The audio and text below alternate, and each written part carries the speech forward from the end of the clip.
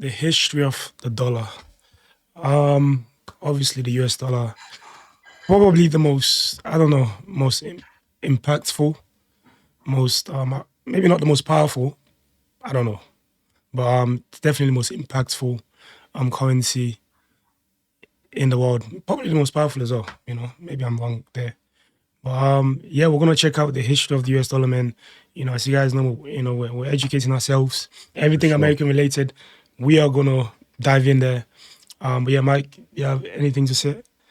Any About the interesting US dollar, facts? Yeah, about the US dollar, yeah. let me think. Obviously, it was officially created in the US. Yeah. It was based on silver, inspired by the Spanish silver dollar. But that's all I would know. I'm not gonna lie. I know it's used for like world trade. Most of the Okay. trading that goes on is with the US dollar. I think the pounds used to be the main currency, bro, when it comes to trading. And then the US dollar, came in and then dethroned the pounds. The Which is pounds, amazing. yeah, I mean, that's amazing, Mike. You said, That it could dethrone the British, anything British, because they were thriving them times, bro. Like yeah, another currency to. But to be fair, the pound is stronger than the dollar right now. yeah, the value, yeah, it's The stronger. value of a pound is stronger. But the dollar is the standard currency for trading. Okay. Yeah. Um, but yeah, guys, we're gonna dive in there, man. If you have any interesting facts about the US dollar, educate us in the comments. Enough talking, let's dive in there. Years, the official currency of the Oh, United States of America.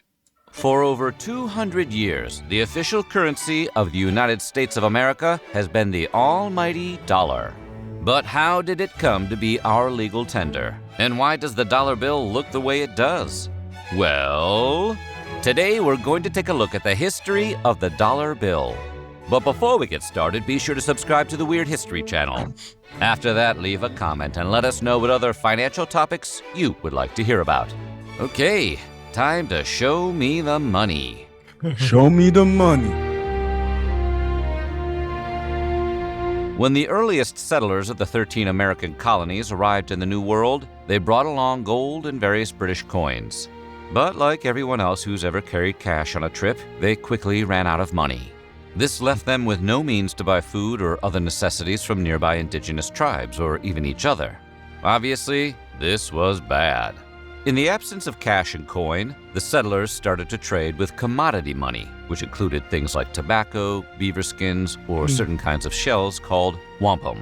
In fact, wampum was so important that in 1637, the Massachusetts Bay Colony declared them to be legal tender.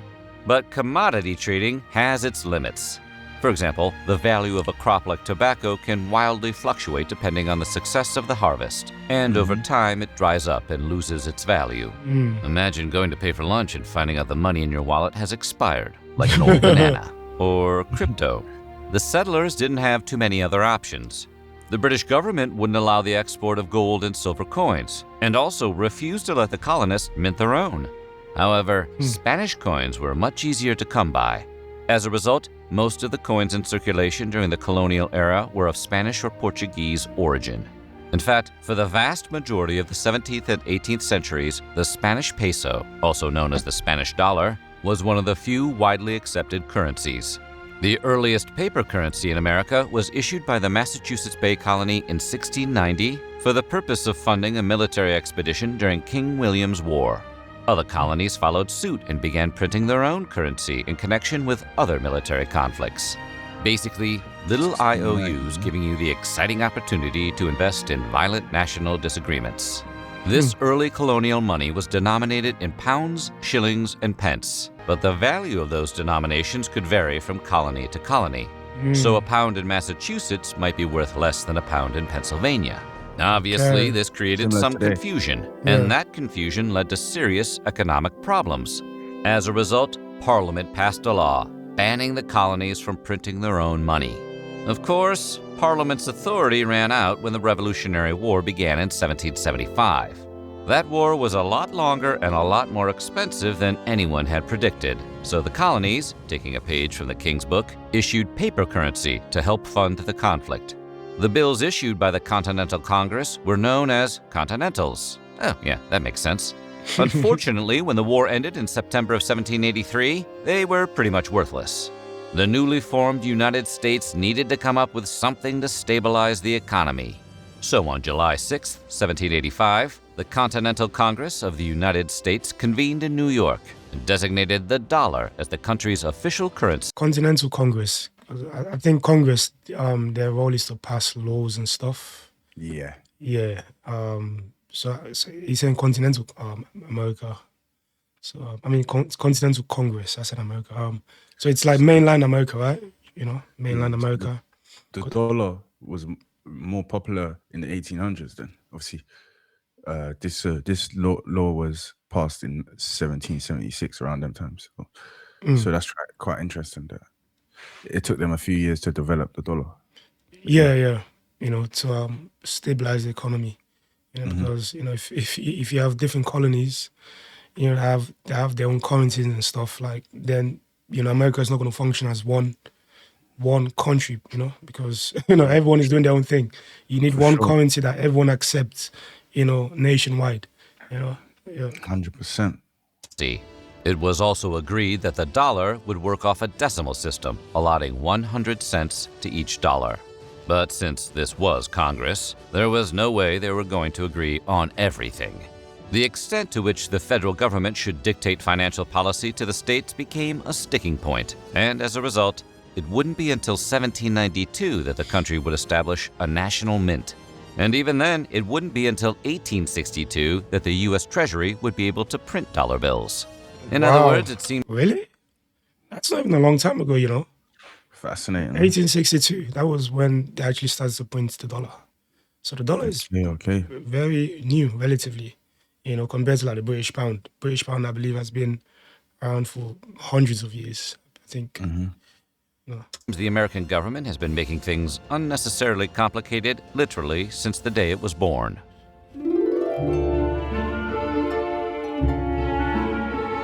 The word dollar is an altered form of the Germanic word thaler, which itself is an abbreviated form of Joachimsthaler, which was the name of a silver coin struck in 1519 by the Kingdom of Bohemia. Still with me? Okay, let's keep going. The coin got its name because it was made from silver mined in St. Joachimsthal. The word thaler spread throughout the world. The Dutch variation, dela, made its way to the New World with some of the earliest immigrants. The modern word dollar is a direct descendant of the Dutch term. The origin of the dollar sign, however, is a bit of a mystery. Recognized throughout the world, the dollar sign is practically synonymous with U.S. currency. The dollar sign first appeared in print sometime around 1800, and we know it was widely used long before the first paper dollar was issued in 1875. But other than that, all we have is theories. The most widely accepted theory is that the symbol evolved from the Spanish peso, which, if you recall, was the basic unit of value in colonial America during the late 1700s. Documents from that era record that the peso was abbreviated with the letters P and S. Historians believe that over time, the two letters were written on top of each other, creating a symbol that eventually mutated into the dollar sign.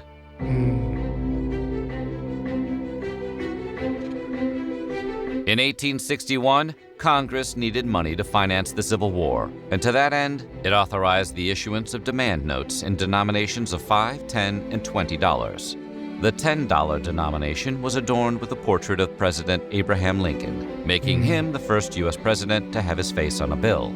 The reverse side of the notes was printed using a special anti-counterfeiting ink that was green in color. As a result, the bills were nicknamed greenbacks.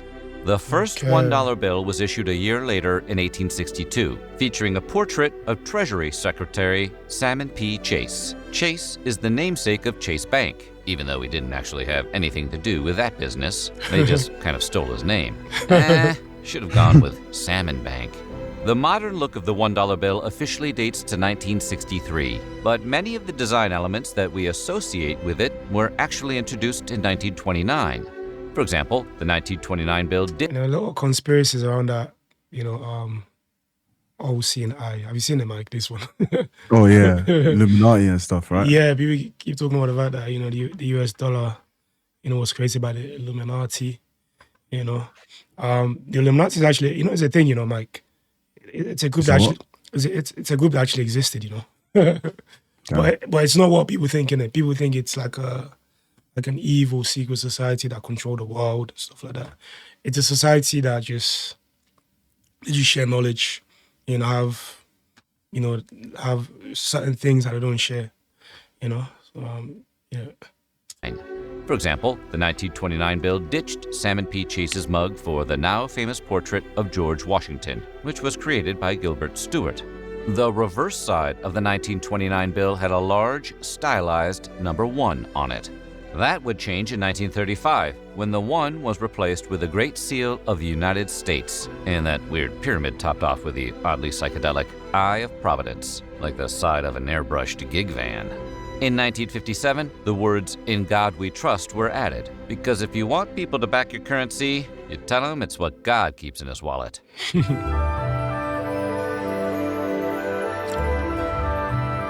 Anyone who has ever spent some time examining a dollar bill has noted that it is covered in symbols, some of which are seriously weird. Like, so weird you wouldn't carry it around in your pocket if it wasn't money. To start, there's the aforementioned Great Seal of the United States. The seal depicts an American eagle in flight, holding 13 arrows of war in its left talon and an olive branch of peace in its right talon. Which might be a confusing message, but it is a seriously rad-looking eagle.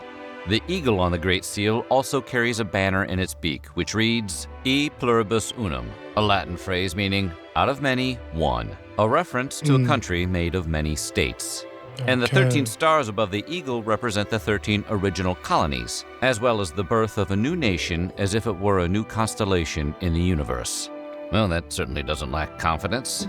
Across from the Great Seal is the most confounding image, an unfinished pyramid of 13 rows, allegedly symbolizing strength and duration.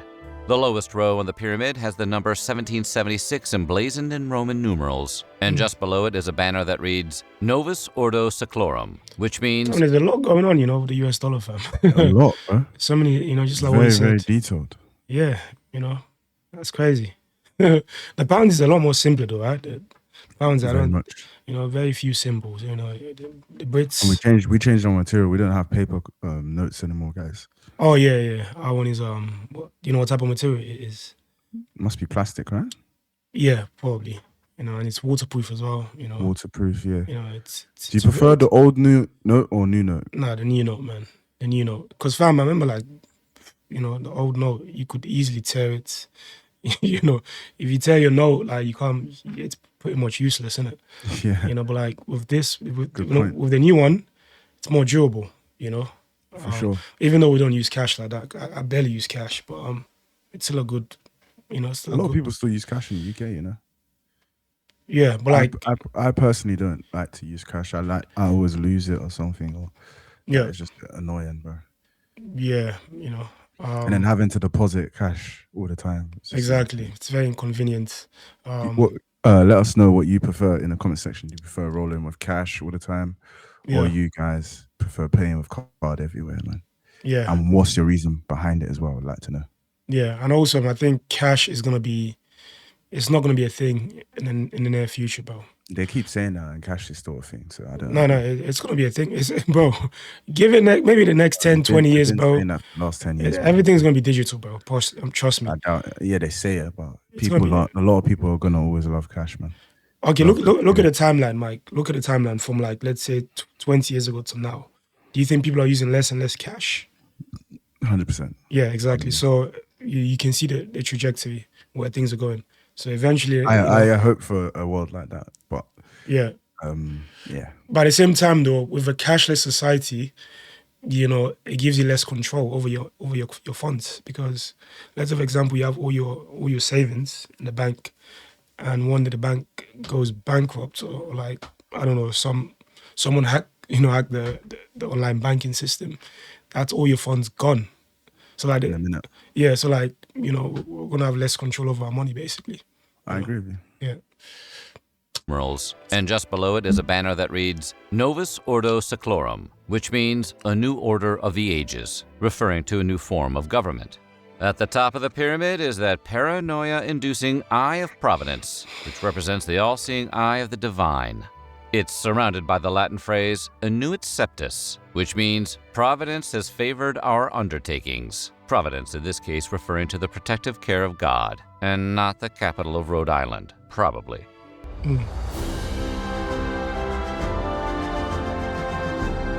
The dollars we spend today are printed on a very special kind of paper made by Crane and Company, a Massachusetts-based manufacturer that has been providing the U.S. Bureau of Engraving and Printing with paper for currency since 1879. This paper is 25% linen and 75% cotton, and has tiny red and blue fibers of various lengths evenly distributed throughout it. The paper serves as an anti-counterfeiting measure, since it's not available to the general public. But that's just one of several. There's also the use of color-shifting ink, which changes the ink color from green to black when the bill is held at different angles, sort of like a magic eye. Or that meme about the black and blue dress. Or was it white and gold? Modern bills... Yeah. What do you see? Oh, the dress? It's What colors? blue, man. It's blue and black. What do you see? Blue and black. Bro. Yeah, I mean, I don't know how people be seeing gold and white. I think right, Mike? A lot of people are colorblind, isn't it? Nah, I mean, I wouldn't say colorblind. It's just, people. It is colorblind, bro. That's what it is. No, that's not that. People just have No, the people are legit colorblind. My friend's colorblind. colorblind. Do you know what colorblind means, Mike? Colorblind means like you can't see color, or you can't see color accurately. Correct. I don't think it's about that. It's more just people just having different perspectives, bro. The ink color from green to black when the bill is held at different angles, sort of like a magic eye. Or that meme about the black and blue dress. Or was it white and gold? Modern bills also have a security thread woven into the paper. These threads run from top to bottom and display the currency denomination. You see the security thread for yourself by holding a bill up to the light. Even cooler, if you shine an ultraviolet light on one, it will glow a certain color respective to each bill. Wow. That particular feature may be less about counterfeit protection and more about just having fun. There's also microprinting, words that appear in a font so tiny they just look like solid lines unless placed under magnification. Yet another anti-counterfeiting measure is the inclusion of a watermark. Located just right of the portrait, the watermark can be seen from both sides of the bill. On the 10, 20, 50, and 100, it's another image of the bill's featured president. But on the 5, for some reason, it's the number 5. There are no watermarks on the $1 bill. If you're trying to conquer the criminal underworld by printing counterfeit singles, the government apparently feels like you could use all the help you can get. You